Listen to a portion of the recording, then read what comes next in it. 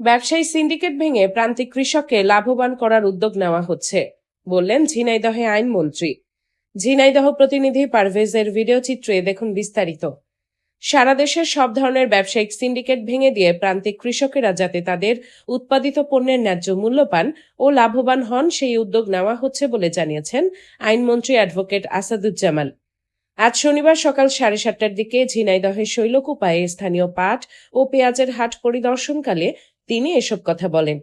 পরিদর্শন শেষে হাটে উপস্থিত ব্যবসায়ী, ক্রেতা ও সাধারণ কৃষকদের উদ্দেশ্যে আইনমন্ত্রী বলেন, কৃত্রিম সংকটে এক ধরনের ধরেন মজুতদারি, এই মজুতদারির বিরুদ্ধে আইন আছে এবং যারা মজুতদারি করে আপনাদের অবগতির জন্য জানাচ্ছি 1974 সালের বিশেষ ক্ষমতা আইন যেটা করে দিয়ে গেছে, সেখানে মজুতদারের সর্বোচ্চ শাস্তি মৃত্যুদণ্ড।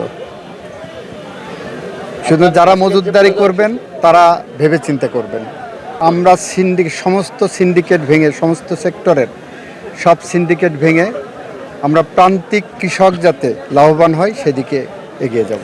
কৃষক যাতে তাদের ঘাম ঝরা ফসলের সঠিক দাম পান এবং মধ্যস্থভোগীদের দৌরাত্ম্য বন্ধ হয় সে বিষয়ে সরকার জিরো টলারেন্স নীতি গ্রহণ করেছে।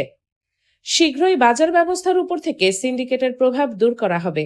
অসাধু মজুতদারদের প্রতি কঠোর হুঁশিয়ারি দিয়ে মন্ত্রী বলেন, বিশেষ আইন অনুযায়ী অসাধু উপায়ে পণ্য মজুতদারির সর্বোচ্চ শাস্তি মৃত্যুদণ্ড।